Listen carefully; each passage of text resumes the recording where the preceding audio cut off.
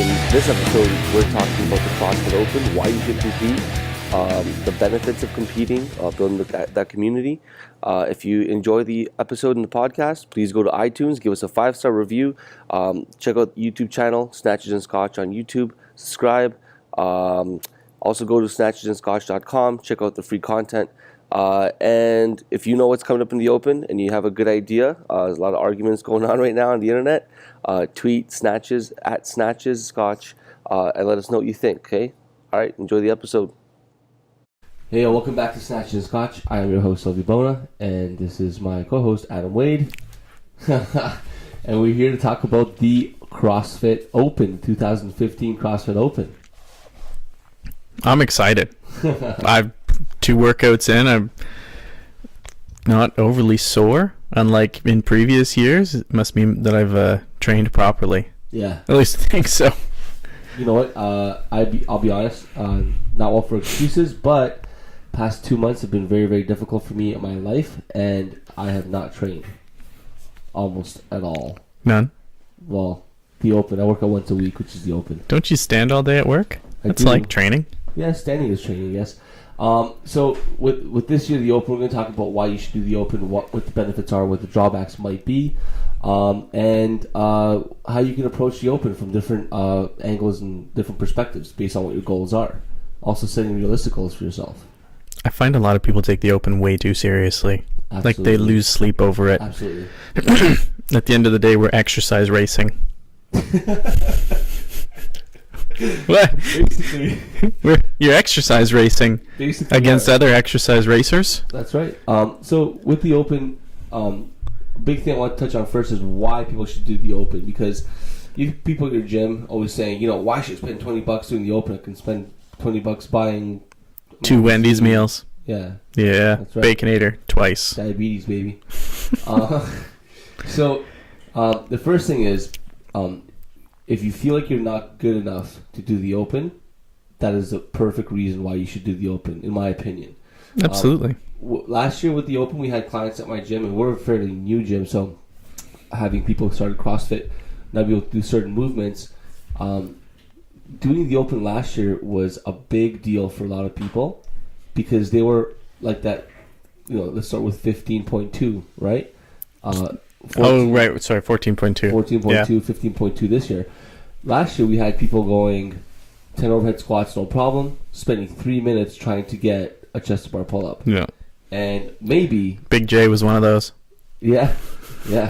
So getting that chest bar pull-up, if they got it, it was a big deal. If they didn't get it, they left pissed off. They had a whole year to train to come back and crush those chest bar pull-ups. And I have people at my gym who got maybe 4 chest bar pull-ups after those 15 overhead squats. And this year, they made it into the round of 12.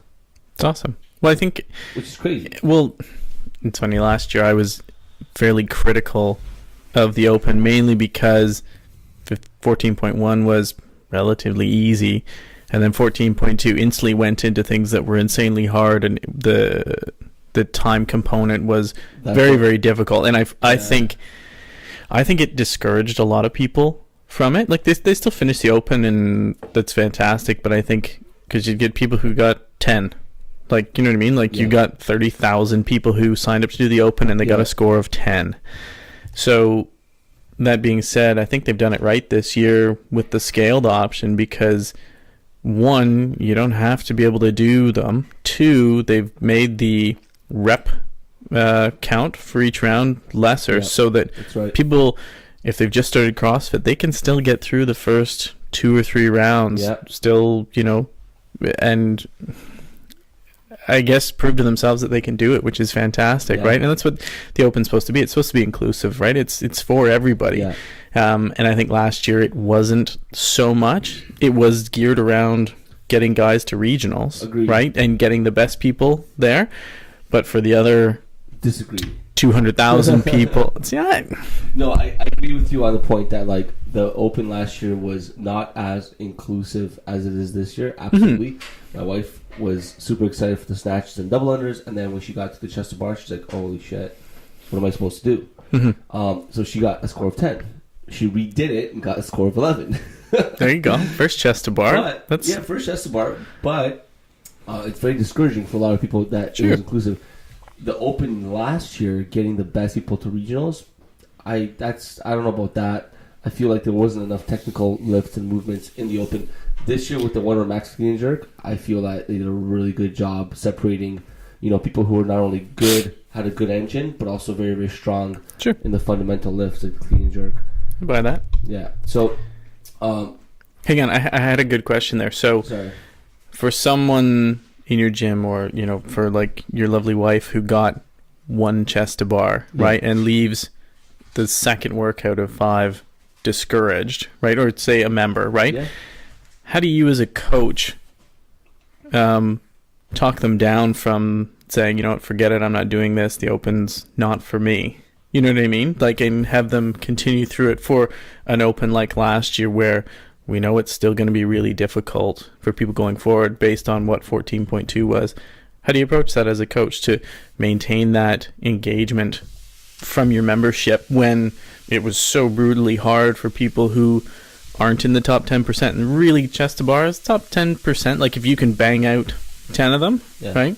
Yeah. How do you maintain? Like, I'm just interested in Yeah. how do you keep people coming back? For the Open? Yeah, I when they think get it's like not this year so much. This year I think it's Yeah. great. Last year when it was that difficult. Last year, this year, because the Open was, like you said, it was so tough for a lot of people. I think a year going by and them training for an entire year, people in CrossFit, and I'm going to go on the record and say this: athletes in CrossFit are always overreaching, and they always Overreaching or overreaching. So Are we talking physiologically, or are you talking like goal setting? goal setting. Okay. So, because they train so hard and our workouts are so intense, over the period of a year, if you have good programming, good coaching, and you're being consistent, you expect to get to a certain level, and you always want more and more and more. So, coming from a disappointing Open last year to this year, a lot of them will be like, "Oh yeah, that's no problem. I can get to this first round." You know what I mean? So, I find a lot of CrossFitters are already self-motivated before starting the Open. Yeah, I agree. I guess my question is, how do you help the people that aren't? Like the people who've just started CrossFit, they're excited about this new thing, and you annihilate them on the first workout, and they go, "Oh, how am I ever going to do this?" They see people in the gym being able to do it. I'm thinking of tactful ways to help out coaches. So how do you keep them engaged? What I do personally is I just tell them, "Hey, do your best. This is fun. You want to test where you're at, and if that's where you're at, that's it.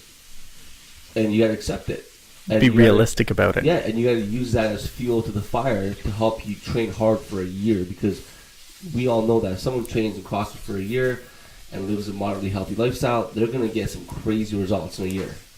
Right? Yes, they will improve. Why do you like I like the moderately healthy lifestyle. moderately healthy? Because Not healthy. We don't want healthy lifestyles. We're going moderately healthy. Well, that's a whole different conversation. Forget the 80-20 rule. We're going 60-40. No, Let's keep pulling it down. I'm all about enjoying life and having a good time. As you should. Yeah, so I'm not.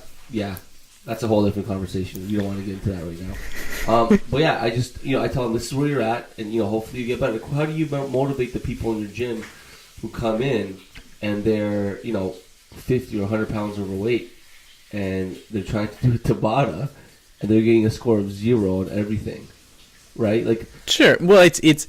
I think to a certain degree, people need to be self-motivated, right? Yeah. But I think, at least at our gym, and the way I tend to approach it is that the beauty of CrossFit is the whole community aspect, right? Mm-hmm. So if you get the whole community rallied around someone, and even if they got one, right? You get everyone in the gym saying you've done a good job, can't wait to have you back, looking forward to it.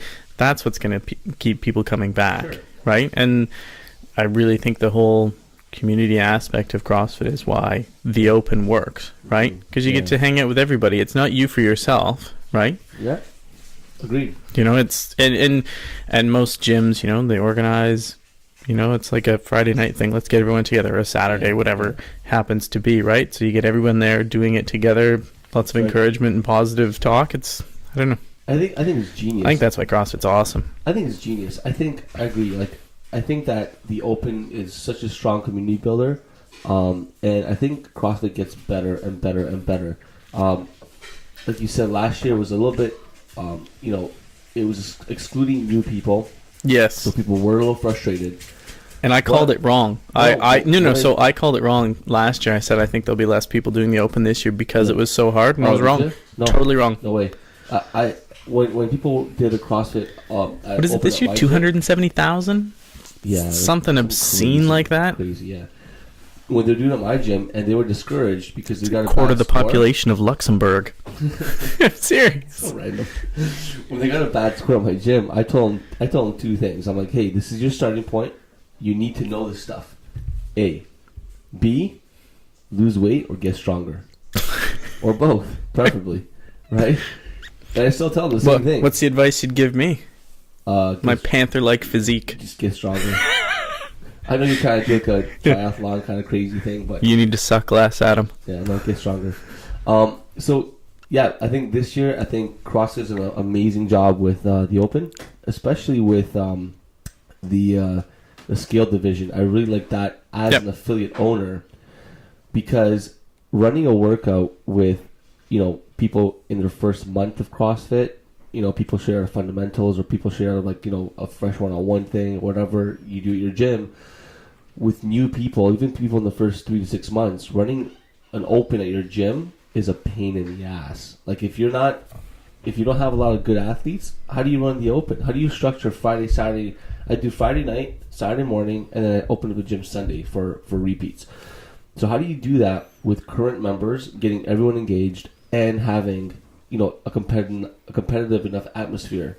With the scale, they did a fantastic job. I got people in the CrossFit, just over a month into CrossFit, who are not in shape, have a lot of weight to lose, learning the movements still, but they can still do all the movements and still get a kick-ass workout from the scaled, workout. I think the biggest confidence booster, maybe not the biggest one, but the one I think is really cool, is that most of the people who are doing scaled at my gym are getting higher scores than the people doing RX. It's awesome. It's an instant confidence booster that you've done better than someone else doing RX, right? Which is awesome. That leads me to another thing. So we go RX, and then 1 rep in RX is still better than 1,000,000 reps in scaled. which I don't. It is the way it is. The way I have it set up on the leaderboard. But I mean, what I like to say is that people in my gym, I've had a couple of people, not very many, that did scaled, and I'm like, dude, you could totally do RX. And they're like, yeah, but I'm not going to get 5 rounds. I'm like, it doesn't matter. If you get... Did you work hard? If you get a couple of chest bar pull-ups, that's a big deal, right? Especially for you. And I got people to redo the workout in RX, and they surprise themselves, which is kind of cool. So the scale thing is, I think it's a coach's job to see what your athletes are capable of, and those people who are a little bit laid back and shy and a little quiet, maybe take them out of scaled and force them into an RX workout and see how they do. Or encourage. No, I just force them. Sil runs his gym with an iron fist. Bro, I'm half Russian. Are you really? My mom's Ukrainian. All right. Do you get any CCCP apparel lying around? No, Old school Adidas tracksuits? I really want one. But a red one. That's why I lift without even trying, because I'm Ukrainian. Is that why? That's why I didn't even train. I just lift. Wicked.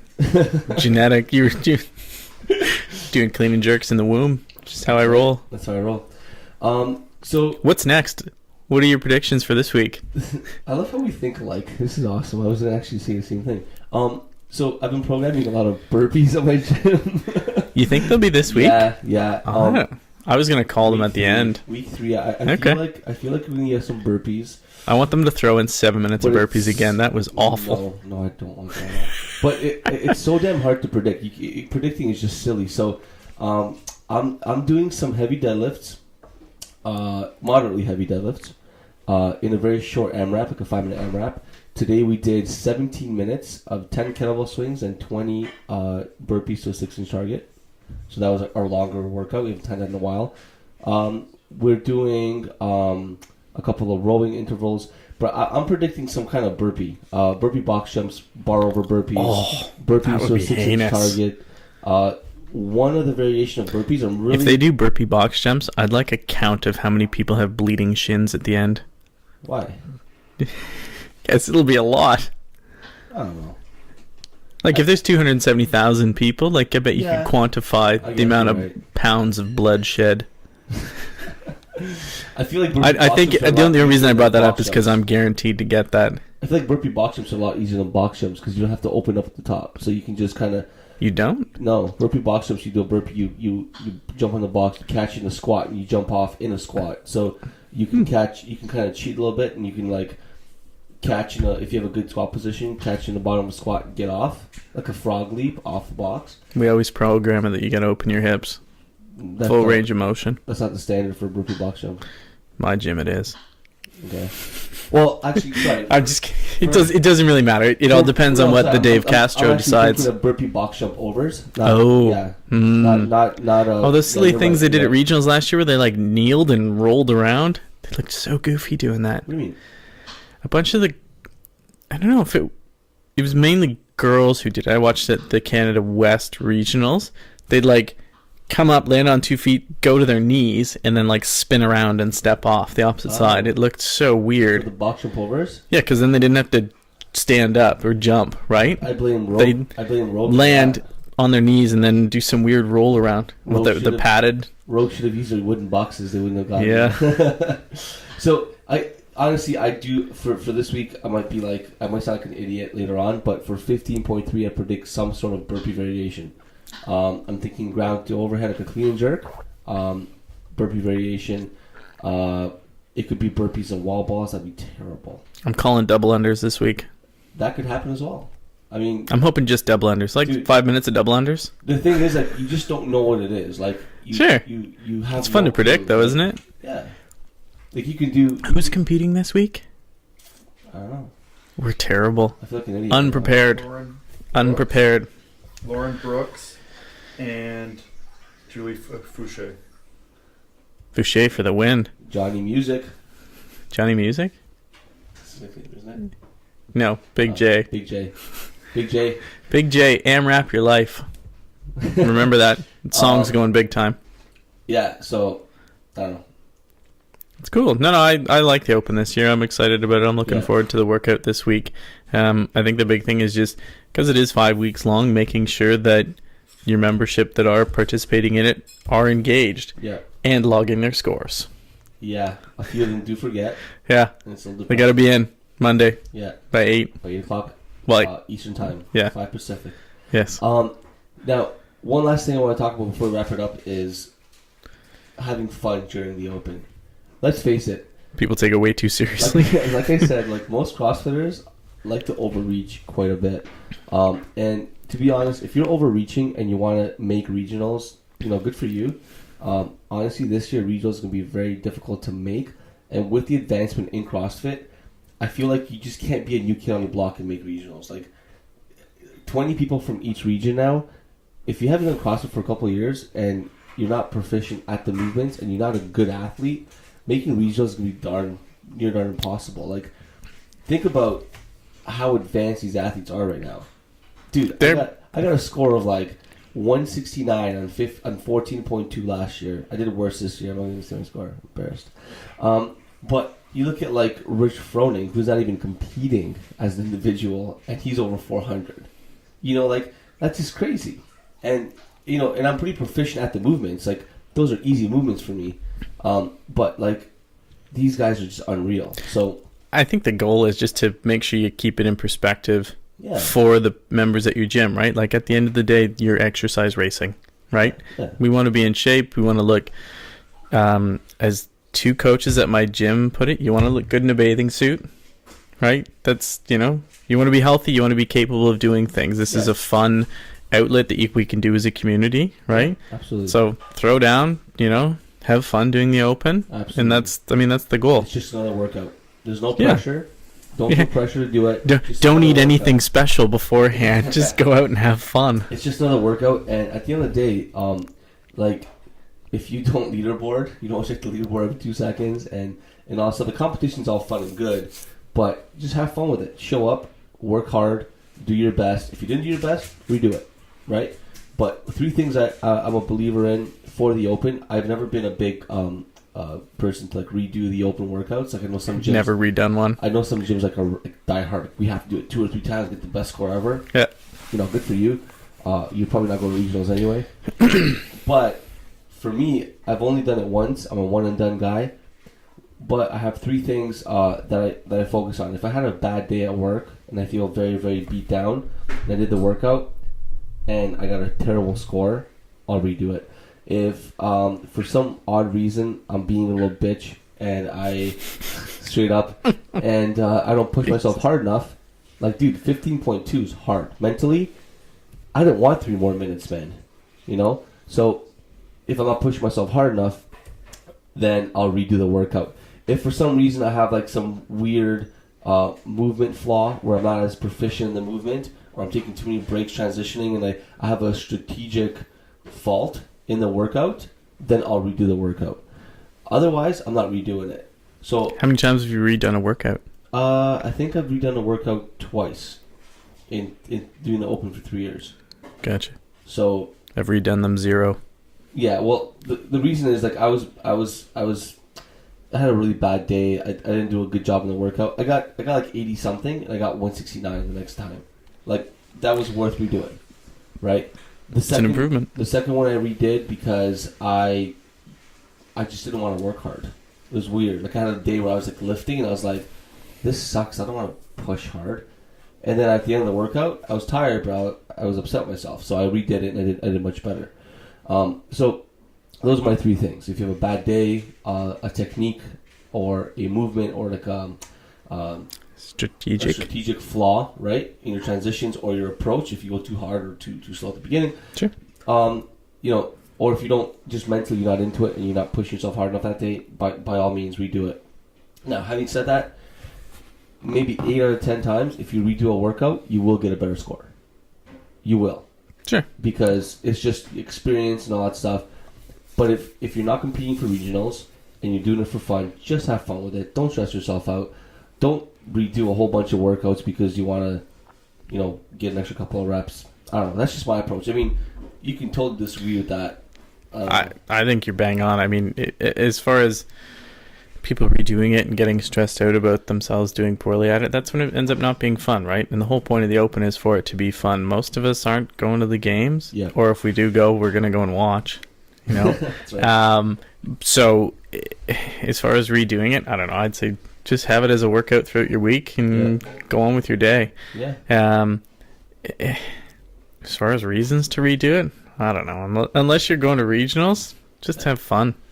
Well, I think the personal reasons, like if you just like completely shit the bed that workout, and you had like a really bad day, right? That would be a reason to redo it. Yes. Well, you know, I know what you're saying. It's like the internal thing that just eats you up. Like, so, like the worst. Here's a piece of advice. The worst thing you could do in CrossFit is have regret. So I'll yell out to people in the middle of a workout, at the end of a workout, no regret, no regret. And my members know what I'm talking about, because having regret at the end of the workout is probably the worst feeling in the world. Pushing hard and finishing a workout with everything you've got and doing well, moving well, you're going to feel happy no matter what your score is, no matter what you did. It doesn't matter. If you kind of like give up on yourself and you have that regret at the end of the workout, it's like the worst feeling ever. Yeah. Right? So I'm my advice. With you on that. I don't have much advice beyond that. Go have fun. CrossFit's about having fun and getting fit and becoming capable. That's why I like doing it. Yeah. Right? So I can do other things. And the Open, I mean, it's another workout, but you get to compare yourself and see where you've come from the year before, you know, providing you're still doing CrossFit from that long ago. So it's a nice gauge to see improvement with members and see them smile when they've done better than they've done the year before. Yeah. Yeah, it's good. Hold on. Hey, Joy. Yeah? What is your score from 15.2? 63. Hear that? So, my wife, the first year she got 10. Last year she got 10. For what? 14.2. She got nice. 10. Then she redid it. You got 12? Yeah. She got 12. Yeah. And then she did it again. She got 39. Yeah. And then she redid it because she was like celebrating early. Yeah. Was it 1 rep away from the next round? Yeah. And then what'd you get? 60? 63. 63. Nice. So having that improvement for someone new into cross, she's been CrossFitting for like less than 2 years. Yeah. And she's like really never worked out her whole life. So having someone do that, that's pretty impressive. It's awesome. You know, going from 10 to 12 to 39 to 60, whatever she said. Like having that improvement is a big enough reason to do the Open, to join the competition, to have fun with it, and to see how far you've come. Right? Like people will be excited just by PRing by 1 rep. It's still a PR. You know what I mean? So, you know, sign up for the Open next year. If you're doing the Open this year, good luck. And 3 more. Make sure you get your scores in on time. Get your scores on time and have fun with it, man. All right. Awesome. Peace out. 25 minutes.